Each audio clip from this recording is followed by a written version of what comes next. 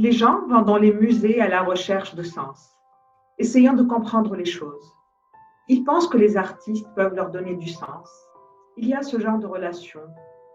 Les gens ont soif de sens, c'est leur relation avec l'art en général. Nous parlerons aujourd'hui de quête de sens dans l'art, du système qui récupère inexorablement, du cynisme, mais aussi de bien d'autres choses. Notre invitée aujourd'hui est la cinéaste tunisienne Kawthar Benahnia, que nous avons citée en exergue de cette émission. Mais avant de parler du nouveau film de Kawthar Benahnia, L'homme qui a vendu sa peau, le film qui m'a subjuguée, je le dis dès le début, nous allons parler un peu de Kawthar Benahnia, de la personne de Kawthar Benahnia. Bonjour Kawthar, ravi. Bonjour Maya. Alors Kawthar, cette quête de sens dont on a parlé dans l'exergue, on vous a cité parlant de ça. Vous l'avez commencé dans les livres. Enfance à Sidi Bouzid, il n'y avait que les livres, il n'y avait pas autre chose. Je vois que vous savez tout, vous avez fait votre Et travail de bien sûr. journaliste. Effectivement, cette quête de sens, je l'ai trouvée dans les livres parce qu'à l'époque, je me souviens, j'étais petite, en première année ou deuxième année secondaire, je commençais à lire et il y a une gamine dans ma classe qui m'a parlé de la bibliothèque. Et je ne savais pas qu'un édifice aussi super et extraordinaire existait. Et je me souviens, je suis sortie de l'école et je suis allée dans la bibliothèque et c'était Alice au pays des merveilles. J'ai passé, je ne sais pas, je pense qu'on m'a mis à la porte à la fin. Et quand je suis rentrée à la maison, il y avait ma mère qui a alerté tout le monde parce qu'elle ne savait pas où j'étais. Et je pense que ça m'a, comment dire, cette découverte-là m'a accompagnée jusqu'à très tard parce que j'ai découvert quelque chose qu'on appelle un récit cohérent. C'est-à-dire, on a d'un côté la vie, avec son côté chaotique, on essaie de lui donner du sens a posteriori parce qu'il nous arrive plein de choses qu'on ne comprend pas, mais et plein de choses, on agit de plein de manières inconscientes, donc on ne sait pas trop, et on lui donne du sens a posteriori, donc on se raconte une histoire. Alors que dans les livres, dans les romans, le sens est cohérent de bout en bout. Et donc, du coup, voilà, il y a eu cette découverte grâce à la littérature au début et au cinéma ensuite et à l'art en général. Voilà. Quand vous venez, pour revenir à votre enfance, vous comparez votre enfance à celle d'Elena Ferrante, l'auteur de L'amie prodigieuse, une enfance pauvre à Naples. Mais comment vous savez ça? Bah, j'ai toutes vos interviews. Ok, très bien, j'ai dû dire ça, oui. Oui, parce que quand j'ai Vous lu. avez dit ça chez Raoui Yahed, avec Ah, ok, très bien. Je dis des choses que j'oublie, mais effectivement, quand j'ai lu ce roman, L'amie prodigieuse, enfin la trilogie en entier, ben, je pouvais pas Ouais. m'arrêter parce que c'était moi, c'était mon enfance, j'étais ce personnage principal. Voilà, c'est pas Naples dans les années 60, mais c'est Sidi Bouzid dans les années 90. Et il y avait, voilà, la bibliothèque qui jouait un rôle, enfin, le fait d'emprunter des livres, de dévorer des livres, pour voilà vivre dans son imagination, être comment dire, faire partie d'une famille nombreuse. En plus, on avait tout le temps des invités, donc le seul espace mental que j'avais, c'était mon imagination. Et du coup, je me suis retrouvée dans ce livre. Effectivement, c'était comme si je me suis rencontrée. Voilà. Mhm. D'ailleurs, au début de votre enfance et de votre adolescence, vous vous destiniez plus à l'écriture. Vous voyez Oui, exactement. l'écrivaine comme votre père, l'écrivain Marcel Benahni.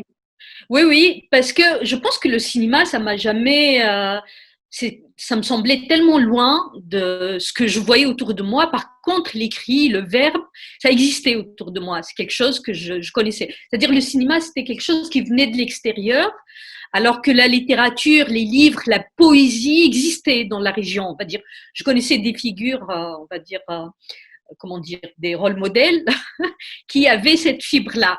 Donc, quand on est enfant, voilà, on s'identifie à son milieu et je me disais, je vais écrire des livres un jour. Et effectivement, c'est quelque chose qui me faisait rêver, raconter des histoires et je m'apercevais à quel point c'était difficile. Donc voilà, au début, c'était ça, raconter des histoires. Sous quelle manière, je ne sais pas, mais il y avait cette envie. Mhm. Le cinéma, vous y venez par Bollywood, par les films en VHS et par Bollywood qui vous fascinaient, vous trouviez ça très très beau. Oui, exactement. Je pense qu'à un certain moment, on avait acheté, mon père a acheté un magnétoscope, donc on faisait le va-et-vient enfin, entre la maison et le vidéo club, et il y avait beaucoup de films indiens, Bollywood, On et je appelait trouvais ça la ça magique. vidéothèque.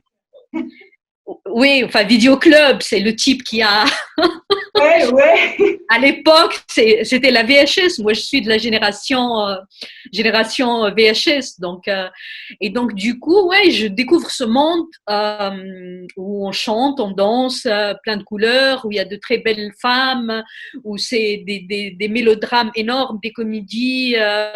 Voilà, c'était d'une beauté extraordinaire. Et j'ai commencé à aimer le cinéma avec ça, avec le grand spectacle, Bollywood. C'est pas très significatif de dire ça.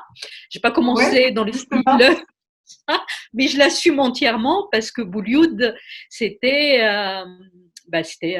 quelque chose d'extrêmement magique pour moi à l'époque quand j'étais petite. Mais il y a eu quand même le tournant Brian De Palma avec Carrie. Exactement. Un jour, comme on a loué toutes les cassettes Bollywood cinéma indien dans ce vidéoclub, il avait plus de films et donc il m'a donné cette cassette de Carrie de Brian De Palma. À l'époque, je connaissais pas Brian De Palma, ça me disait absolument rien. Et je regarde ce film. Il m'a précisé que c'est un film d'horreur, donc je me suis dit sensation extrême, très bien. J'étais adolescente et je regarde ce film et ça m'a vraiment marqué.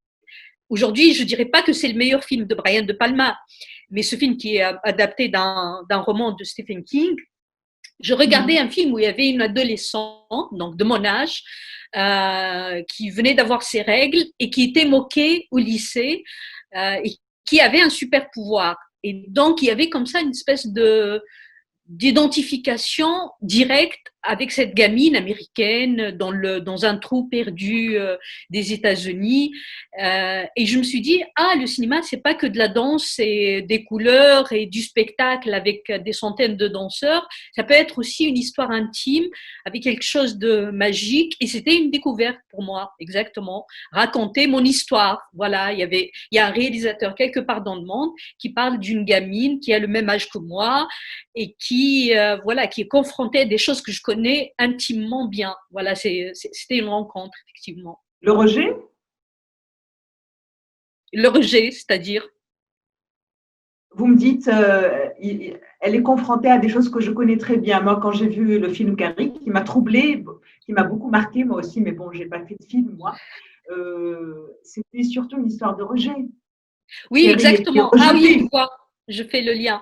Le rejet, oui, bah, quand on est adolescent, on se sent rejeté parce que c'est une période enfin, je pense pas que j'ai eu une adolescence très différente où j'étais spécialement rejetée. Je pense pas, mais il y a cette sensation comment dire, ce passage risqué de l'enfance à l'âge adulte qui est très, euh, qui est, qui Générateur est de donc mal-être. exactement créateur de mal-être. Donc tout prend des proportions extrêmes. En plus, moi à l'époque, j'étais la première de ma classe, donc j'étais pas très aimée, on va dire, parce que j'avais cette image de quelqu'un d'extrêmement studieux, de quelqu'un d'extrêmement sérieux. Donc, j'étais pas la fille fan, copine de tout le monde. J'avais pas cette image. Au contraire, il y avait comme ça une espèce elle est pas cool, quoi. Voilà. Et donc, oui, forcément, oui. Quand vous décrochez votre bac, vous ne vous dirigez pas vers des études de cinéma, mais vers des études de commerce à l'IHEC. Oui, effectivement, parce qu'à l'époque, il n'y avait pas d'école de cinéma. Les écoles de cinéma étatiques, on va dire, on les a créées des années plus tard. Donc même la Tunisie, enfin l'ancienne génération, ils sont tous partis étudier le cinéma à Paris, à Bruxelles, voilà. Et donc l'idée de faire du cinéma n'existait même pas. C'est quelque chose. Et je suis allée faire l'IHEC Oui, parce que j'avais une bonne note, parce que c'est une école à Carthage qui donnait sur la mer. Donc j'aimais bien la vue de Carthage. Je me suis dit, je vais passer du bon temps ici. Je sens que je vais comment dire, découvrir la vie. Voilà, parce que je sortais du cadre familial, je passais comme ça, il y avait une espèce de liberté et j'aimais bien le cadre, je le trouvais romantique. C'est un ancien couvent sur la colline de Carthage, donc c'est pas le marketing, la comptabilité, la fiscalité qui m'intéressait, pas du tout. C'était le cadre. Effectivement, j'étais pas, comment dire, j'ai passé mes années, c'était une vraie souffrance parce que j'avais de très mauvaises notes. Et un jour, j'ai entendu parler de l'FTCA, la Fédération tunisienne des cinéastes amateurs.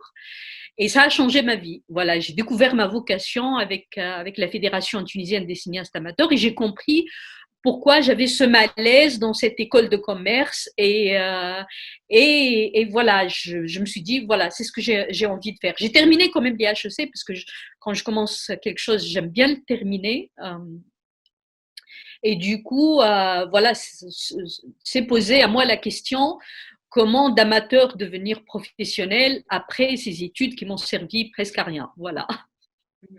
Mais quel a été le déclic qui vous a permis de vous dire, voilà, je vais me diriger vers le cinéma, je vais en faire mon métier, parce que c'est une décision qui est difficile à prendre, d'abord par rapport aux parents, parce que les parents jusqu'à aujourd'hui en Tunisie et même ailleurs croient que le cinéma n'est pas un vrai métier, alors que les études de commerce sont des études prestigieuses, c'est de vraies études. Oui, exactement. C'est pas le cinéma, c'est un métier risqué. Tous les métiers d'art, c'est réussir dans l'art, ça reste très limité et financièrement, c'est pas intéressant. Donc, faire des études de commerce pour finir, dire je veux faire des films, c'est pas du tout rassurant. Alors le déclic, j'essaie de chercher le déclic.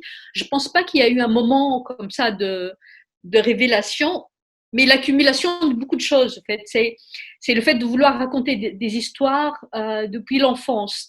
C'est cette possibilité que m'offrait le cinéma de raconter des histoires visuellement. C'est ce défi aussi de se dire il faut que je raconte une histoire visuellement. C'est quelque chose d'extrêmement compliqué, mais je vais prendre le temps de le comprendre. Et comme c'est une passion pour moi, je vais le faire jour et nuit. Voilà. Parce que je vais m'amuser. Ça va pas me fatiguer. Ça va être génial. Et voilà, je pense que c'est parti de là. Ensuite, quand on voit des films, on a il y a des films qu'on a l'impression que on les a racontés tellement ils correspondent à quelque chose qu'on voulait dire, mais sur lequel on n'arrivait pas à mettre des mots. Et donc, je pense qu'il y a comme ça un certain nombre de films qui m'ont donné cette sensation extrêmement jouissif. Et je me disais, un jour, je voudrais faire la même chose. Voilà, je ne sais pas si c'est très clair parce que ça n'est pas dans ma tête un déclic. Oui, je connais. Oui, c'est très clair. Mais Mais quand vous êtes né, à l'heure de votre première expérience de fiction, vous déchantez, vous étiez encore en école de cinéma et vous dites peut-être que la réalisation n'est pas un métier qui est fait pour moi. Qu'est-ce qui s'est passé? Je pose la question parce que ça peut illustrer toutes les difficultés que peut rencontrer un débutant. oui, Qui peut vous exactement. décourager aussi. Ouais. Oui, c'était mon premier film. J'étais très jeune. Le tournage, c'était en 2005. C'était un film en 35 mm en plus. Donc, il n'y avait pas de laboratoire en Tunisie. Donc, 35 mm, c'est la pellicule. Il fallait tourner. On voyait dans un laboratoire en Belgique pour revoir les images, tout ça. Et comme j'étais très jeune et je travaillais avec une équipe quand même de techniciens, des vieux de la vieille, on va dire, des gens qui ont beaucoup d'expérience.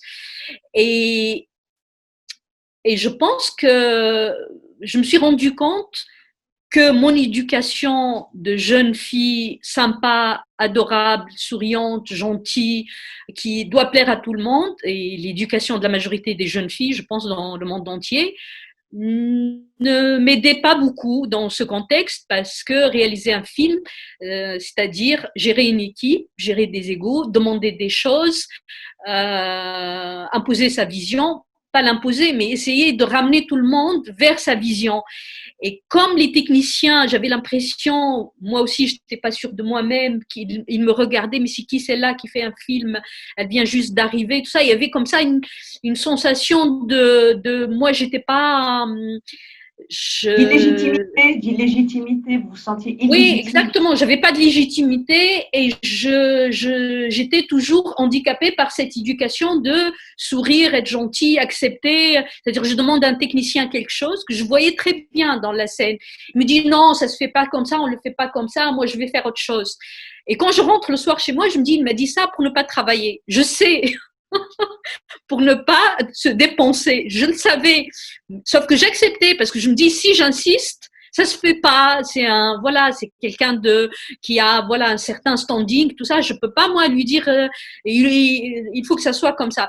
Donc, enfin, bref, je vais pas m'étaler sur les détails, mais c'était une expérience assez traumatisante parce que j'arrivais pas à obtenir ce que je voulais et parce que chacun tirait le film vers lui. Donc, c'était un peu du grand n'importe quoi. Et voilà, je connaissais pas mon métier. J'avais fait des erreurs de casting. J'ai pris le comédien principal qui était un enfant. Je lui ai même pas fait des essais. Je l'ai pris parce que je trouvais qu'il avait un visage photogénique. Sauf que c'est pas, voilà, c'est pas quelqu'un qui a le jeu en lui. Donc du coup, c'était très pénible. Donc j'ai commis les erreurs qu'on peut imaginer d'un premier film et c'était tellement traumatisant et tellement un coup dur pour mon ego que je me suis dit c'est pas un métier pour moi. Gérer des gens, leur demander de faire la vision que j'ai dans ma tête, ça demande du charisme et ça demande de quelque chose que j'ai pas moi. Et donc De je me suis dit l'autorité. de l'autorité, ouais. Et du coup, je me suis dit, je vais écrire des scénarios. Ouais. Donc Moi, je justement, suis seule dans mon coin. vous voyez, vous êtes tourné vers l'écriture des scénarios et aussi vers les documentaires. Vous vous êtes dit, voilà, le documentaire, c'est quelque chose qui est dans mes cordes, du moins financièrement aussi. Parce que le Exactement. problème, En fait, c'est aussi. j'ai passé quelques années à, comment dire, à retourner la question dans tous les sens. Et il se trouve que j'ai fait une formidable rencontre avec le documentaire, le cinéma documentaire. J'étais devenue, voilà, je regardais un documentaire par jour, si ce n'est pas plus. Et ça me paraissait quelque chose de formidable, le réel. C'est-à-dire donner du sens au réel pour reparler de sens. Et je me suis dit, voilà, ça ne demande pas une équipe, un documentaire, c'est 3-4 personnes maximum, parfois 2 personnes. Donc, c'est quelque chose que je pourrais faire. Et c'est comme ça que je me suis lancée dans mon premier documentaire ici à Paris, Les imams vont à l'école, qui était très difficile à faire, mais où j'ai appris énormément et j'ai apprécié surtout ce médium qui est le documentaire. Et voilà, petit à petit, je suis revenue vers la fiction par ce biais-là, qui est pour moi une école très importante, le documentaire. Donc, vous vous êtes réconcilié avec la fiction via le documentaire. Oui, parce que quand j'ai fait le Chalat de Tunis, par exemple, qui est un mockumentary, un faux documentaire, c'est de la fiction, donc c'est de la mise en scène, sauf que je l'ai fait avec les outils du documentaire, la manière de filmer un documentaire, l'esthétique documentaire, l'équipe documentaire, tout ça. Et donc, du coup, je me suis aperçue à travers ce film sur les frontières des genres que je peux diriger des comédiens ou même des non-comédiens, je peux raconter une histoire, je peux construire des scènes. Et voilà, c'est comme ça que j'ai fait Pot de colle, un court-métrage qui est on va dire, ma première vraie fiction, où je me disais, là, il faut absolument me confronter à cette histoire d'équipe, de plusieurs personnes et obtenir ce que je veux et ce que j'ai en tête. Voilà, quand j'écris un scénario, j'ai des scènes, je les connais. Quand je choisis un décor, je sais ce que je vais filmer dans ce décor et comment obtenir telle ou telle émotion. Donc, c'est des choses que je connais. Et je me disais, il faut absolument que j'arrive à convaincre mon équipe de me suivre. d'obtenir voilà la scène que j'ai en tête. Mais Kauthar Benini, pour revenir au lien entre la fiction et le documentaire, vous, dans le master en cinéma à la Sorbonne, a pour sujet la fiction avec ou contre le documentaire. Quand on regarde l'ensemble de votre œuvre, en fait, vous n'êtes jamais loin de la réalité du documentaire. Tous vos films, Le Chalat de Tunis, La Belle et la Meute, votre dernier film, L'homme qui a vendu sa peau, tout ça part d'une réalité, d'un fait réel auquel vous essayez de donner du sens. Donc, vous êtes toujours à la jonction du documentaire et de la fiction. Oui, c'est vrai. Enfin, j'ai besoin de, comment dire, parce que je reviens à cette histoire de fiction, parce que moi, ça me semble quand même assez extraordinaire quand on voit la fabrication d'un film de l'intérieur, de donner de l'authenticité à un plateau de tournage. Parce que quand on arrive, c'est tellement un chantier, les comédiens ne se connaissent pas, ils doivent prétendre être amoureux ou être père-fille ou avec des relations de proximité. Ils sont dans un décor avec des lumières et des techniciens qui font le va-et-vient, tout ça, et on doit les filmer comme ça dans un coin et provoquer de l'émotion. Et donc, pour moi, c'est quelque chose d'extrêmement à la fois, oui, c'est un tour de magie de pouvoir, dans ces conditions, extraire de l'émotion et fabriquer quelque chose. Et donc, du coup, j'ai comme un besoin de me coller à une réalité, ou en tout cas à m'inspirer toujours de la réalité pour l'authenticité des histoires. Parce que moi, ma grande phobie, c'est de faire un film qui sent le fake ou qui sent voilà, qui n'est pas où on se dit, où on sort du film. Voilà, c'est ça mon obsession. Et je pense que cette obsession par rapport à la réalité, à l'authenticité, tout ça, enfin, la réalité et l'authenticité, déjà, c'est deux concepts différents.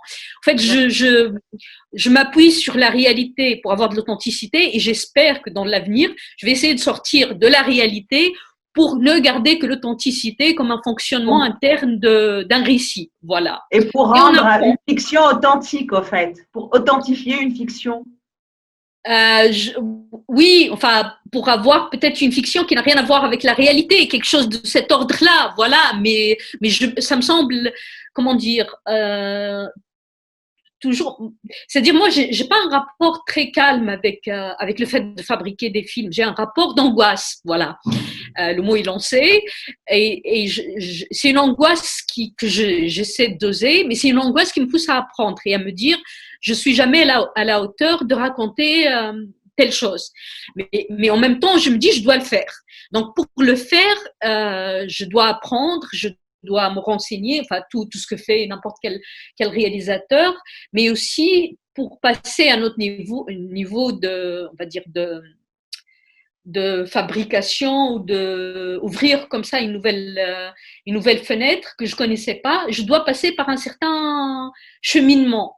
Et j'ai toujours fonctionné comme ça, ce qui n'est pas peut-être une manière optimale de fonctionner, mais en tout cas, c'est ma manière là. Je suis rentrée à la fiction par le biais du documentaire. J'ai envie d'aller vers des fictions de plus en plus, comment dire, abstraite, sans oublier le documentaire, voilà, de jongler avec les concepts, d'aller vers un travail plus conceptuel, mais aussi très proche du public. Donc voilà, je divague un peu. Oui, mais quand Benoni est sur le choix des sujets, voilà, on a dit que vous partez toujours plus ou moins de faits réels. Comment se fait le choix? Est-ce que vous choisissez les sujets en fonction de ce qu'ils ont produit en vous? Est-ce que ce sont des faits qui vous ont troublé, scandalisé, ému? Ou est-ce que vous dites, voilà, je vais prendre ce sujet parce que, c'est-à-dire vous choisissez des sujets plus froidement, vous dites, voilà, c'est un sujet qui peut marcher, entre guillemets. Au fait, je n'ai jamais fonctionné par sujet, parce que sujet, pour moi, on ne fait pas sujet, un film. c'est le fait réel dont vous, quand on emploie sujet, c'est pour parler du fait réel dont vous parlez pour le Chalat. Vous partez oui. d'un fait divers, pour La Belle, la Meute d'un fait divers, c'est le fait. Oui, Oui, sauf que bon, dans La Belle et la Meute, le sujet c'est le viol, c'est la justice, que moi je préfère, comment dire, découvrir petit à petit. Mais en tout cas, le point de départ, c'est toujours une émotion, quelque chose qui m'a ému et qui vit avec moi à l'intérieur de ma tête.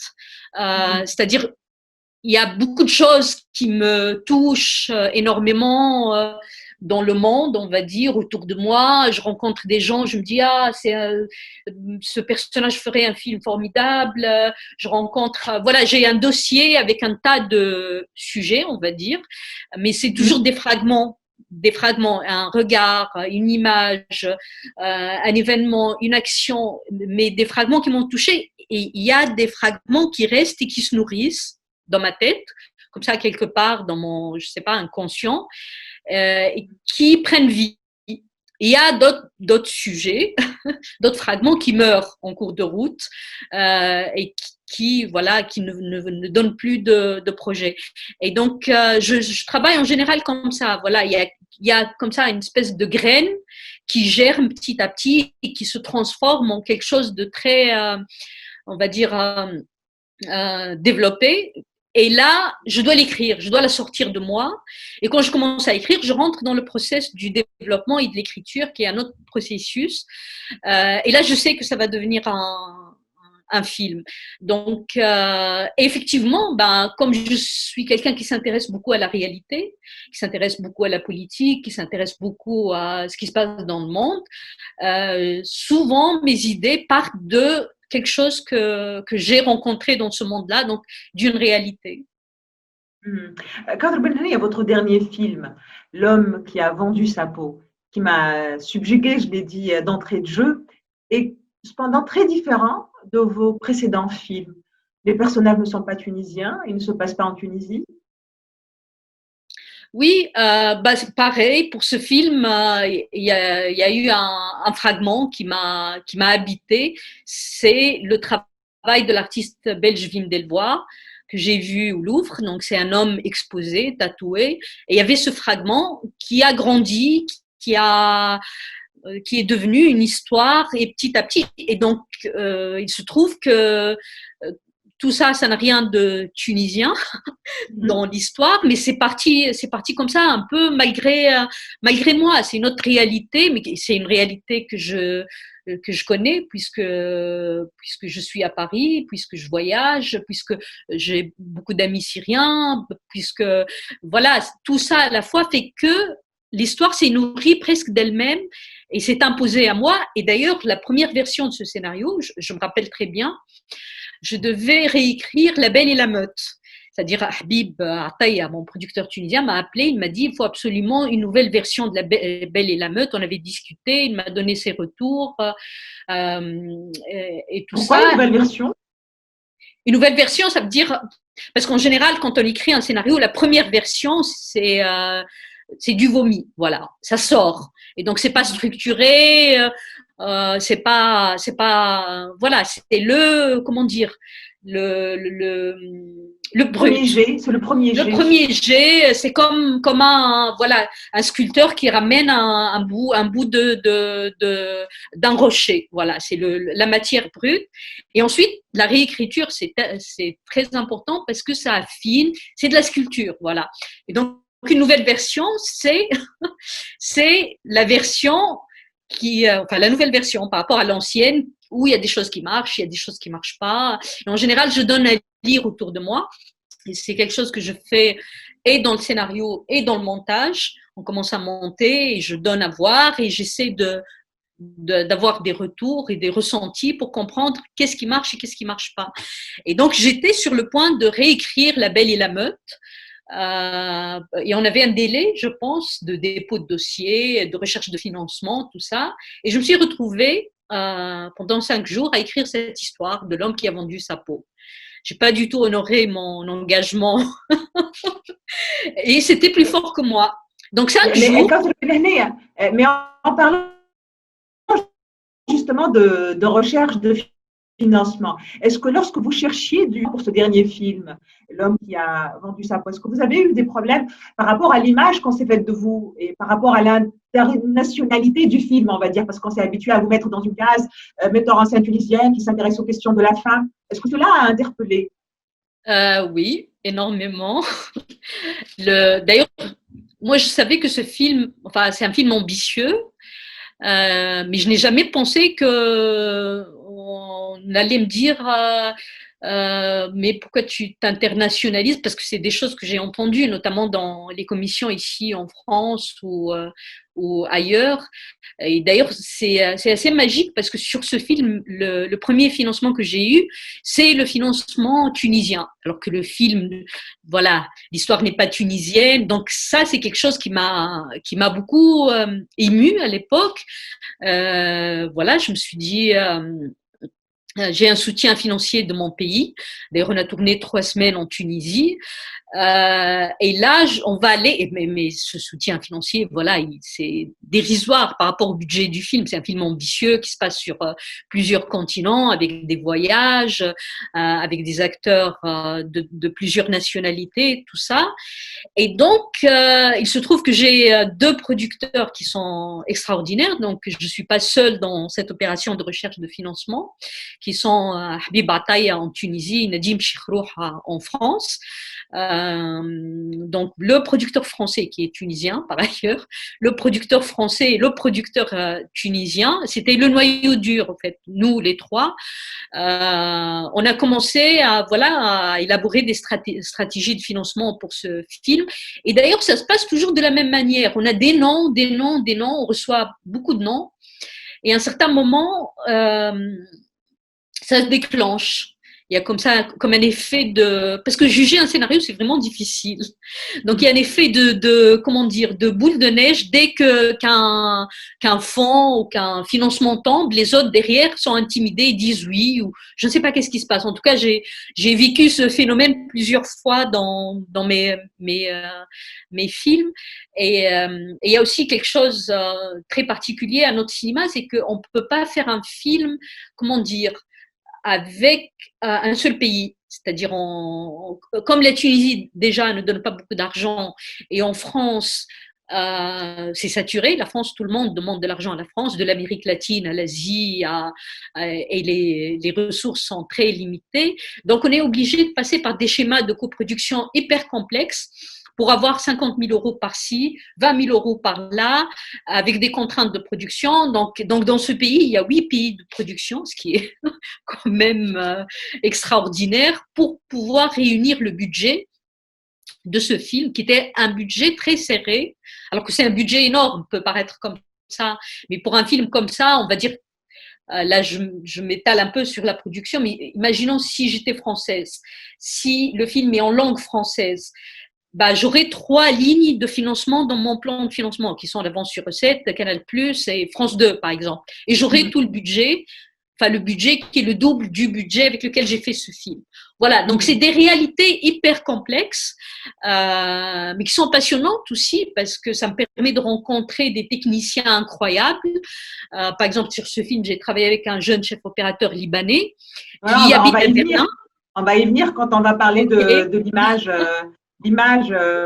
du film. Mais pour revenir au film, au sujet du film Kawthar Ben Hniya, là, vous venez de l'évoquer, vous êtes dans une inspiration très libre et très intelligente, que j'ai trouvée brillante, de Tim. Tim, pour le rappeler, c'est Tim Steiner, ce Suisse qui a vendu son dos au plasticien belge Wim Delvoye, et qui a posé à l'époque le problème des limites de l'art, de la marchandisation du corps. Et c'est ça qui a interpellé. Oui, parce que moi, quand j'ai vu cette œuvre, je me suis dit, l'artiste quand même, j'adore. J'aime beaucoup cet homme parce que c'est un… Ça ne vous a pas choqué à l'époque? Ça ne vous a pas choqué? Mais de toutes les façons, on sait tous qu'on aime ce qui nous choque, ça nous fascine. Donc, on ne va pas jouer les effarouchés. J'ai trouvé ça, d'abord parce que je voyais l'idée qu'il y avait derrière ça. C'est quand même de rire au nez du marché de l'art, de dire voilà, je vous ai ramené un être humain comme œuvre. Dites-moi, qu'est-ce que vous allez faire avec ça? Enfin, je me suis fait mon film par rapport à cette image-là, et je trouvais la provocation quand même très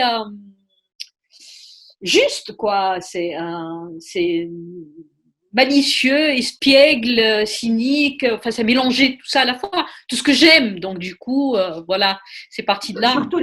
Surtout le cynisme. Là, je vais vous lire le commentaire de Michel Onfray quant à ce dos humain de Wim Delvoye en tant qu'objet artistique.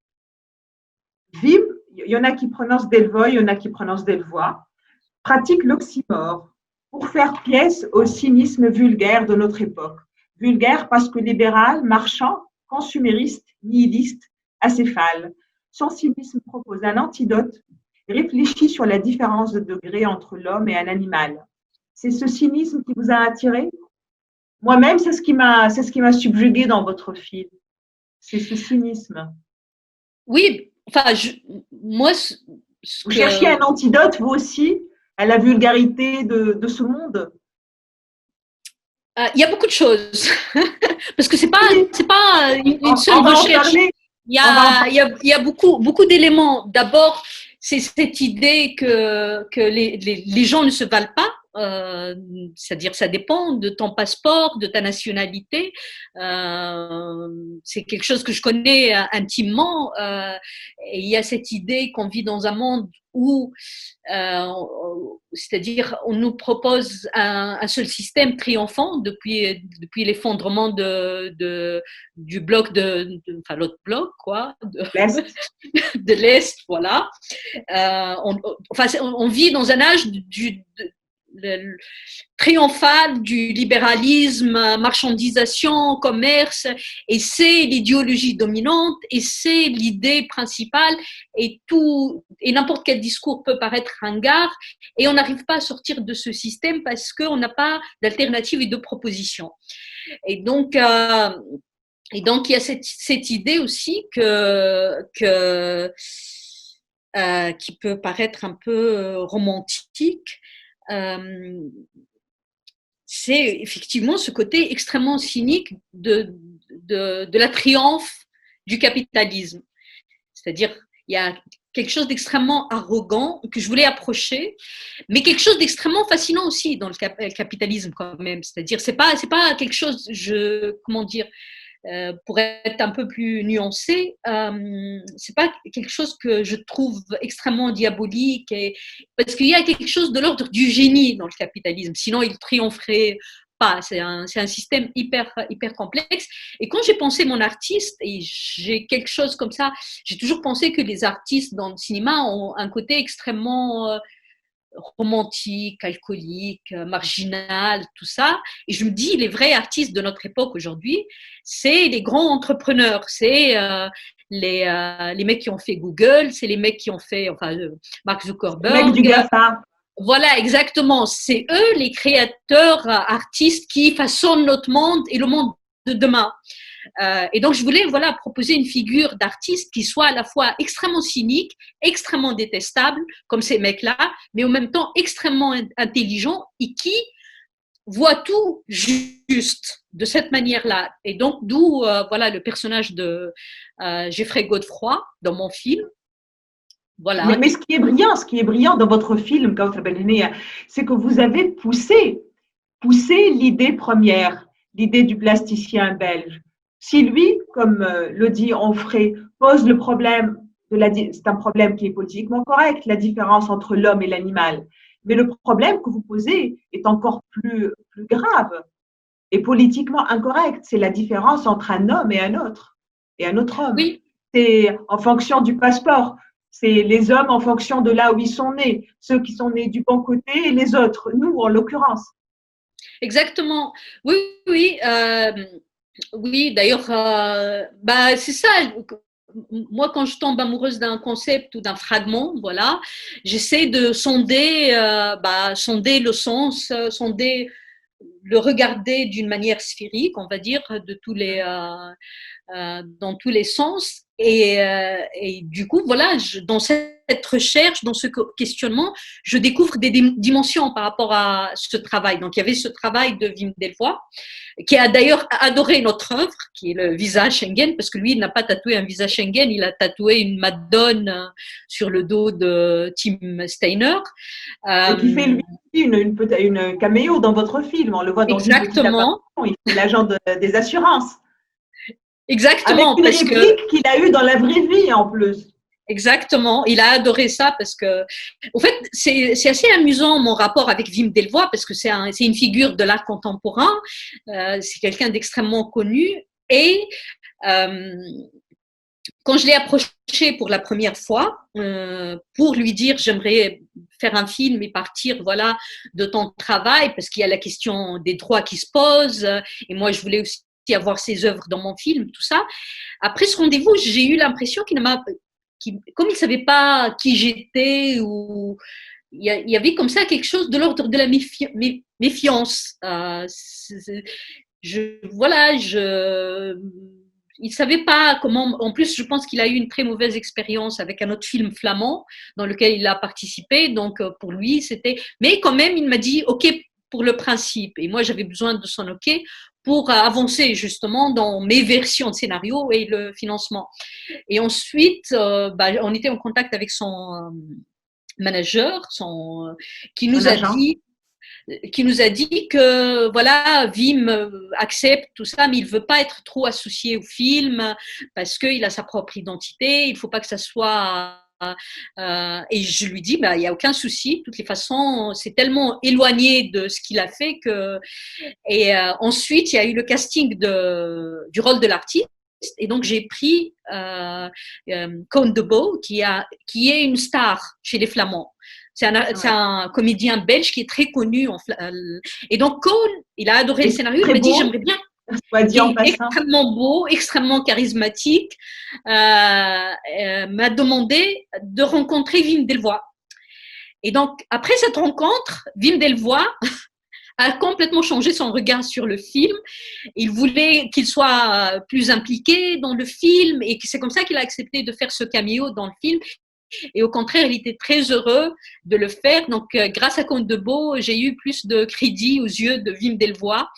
Et au final, il a vu le film, il a adoré. On a passé 2 heures. Il m'a même raconté la suite du film. Et voilà. Donc, ok. Kader Ben Ali, mais le film est aussi une puissante réflexion sur les systèmes, sur les limites du système, sur le système qui récupère toujours, même les œuvres qui sont là pour le dénoncer. Le système finit par les récupérer. Oui, c'est le génie du capitalisme, on est d'accord. C'est-à-dire le génie, je ne sais pas. Le génie, parce que le capitalisme table sur les instincts primaires des hommes. Donc oui, mais quand on arrive dans un système, c'est facile. Quand on arrive dans un système où tout est récupérable, même la contestation, on lui donne comme ça un système interne pour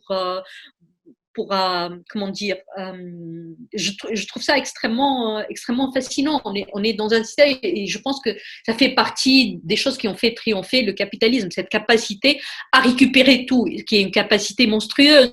C'est-à-dire, on peut pas être en dehors du capitalisme. Et d'ailleurs, dans mon film, le personnage principal ne peut pas sortir. C'est-à-dire, à la fin, sans dévoiler la fin, mais pour sortir de ce système, il choisit quelque chose extrêmement extrême, on va dire.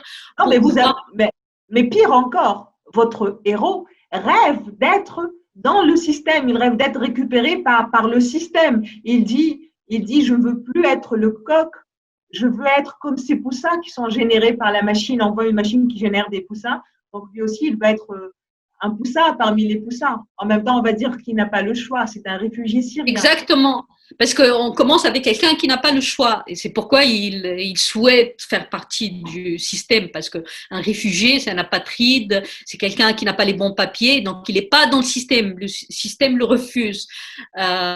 Et donc le souhait de chaque réfugié, c'est de faire partie du système. Donc le personnage principal commence au début du film comme ça, avec ce souhait de faire partie du système, de ne pas faire le coq, de se plier aux règles, tout ça. Sauf qu'un personnage, ça évolue, ça comprend des choses dans la vie. C'est un personnage est confronté à des problèmes, des révélations, enfin, une sorte de révélation où il comprend les choses mieux, avec plus de profondeur. Il sait que ce qu'il a toujours demandé ou voulu n'est pas vraiment l'essence des choses, n'est pas vraiment ce qu'il lui faut. Mais pourquoi l'histoire d'amour, Kawthar Benehni? Est-ce que vous aviez peur d'une overdose de cynisme?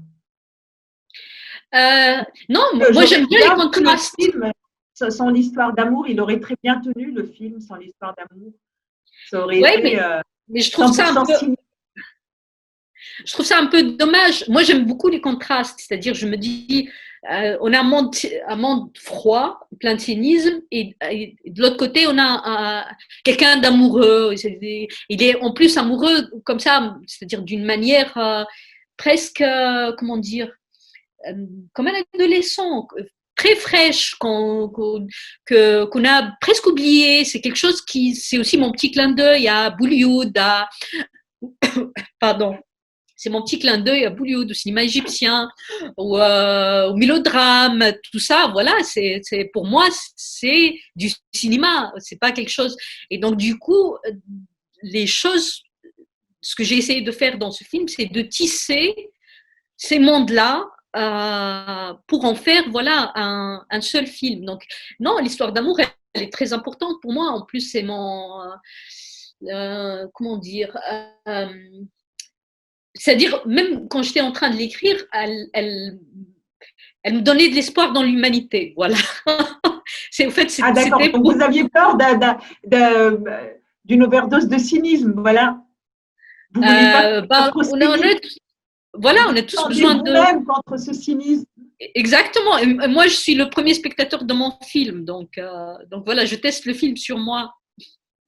Mais ce qui est remarquable, Kawthar Benehni, c'est l'extrême esthétique. C'est presque de l'esthétisme dans ce film. Toutes les images, tous les plans sont extrêmement léchés. Et là, c'est différent de vos autres films où le propos primait sur l'image. Est-ce une évolution de vue ou est-ce les fonds qui sont plus importants, qui vous ont permis cette image extrêmement travaillée, ou alors c'est le monde, c'est l'ambiance du film, ce monde d'art contemporain, les musées? Moi, je pense que chaque film suggère un peu sa forme de par sa nature.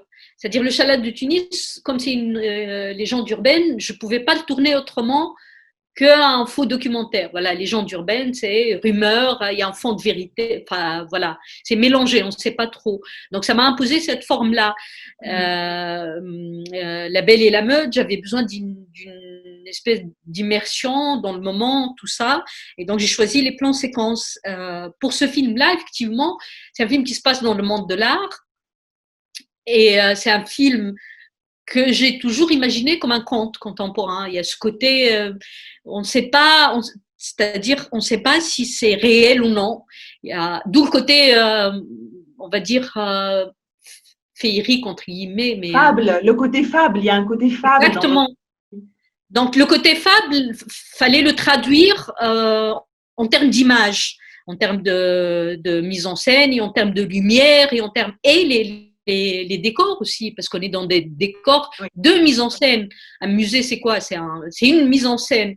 Une galerie d'art, voilà, c'est des lieux qui sont des lieux de mise en scène, de lumière, qui n'est pas du tout une lumière naturelle. On est dans la représentation, et c'est un film sur la représentation du corps. Donc c'est un film, voilà, où j'ai fait un grand travail de recherche sur la peinture, la représentation du corps masculin dans la tradition, on va dire, de l'histoire de l'art.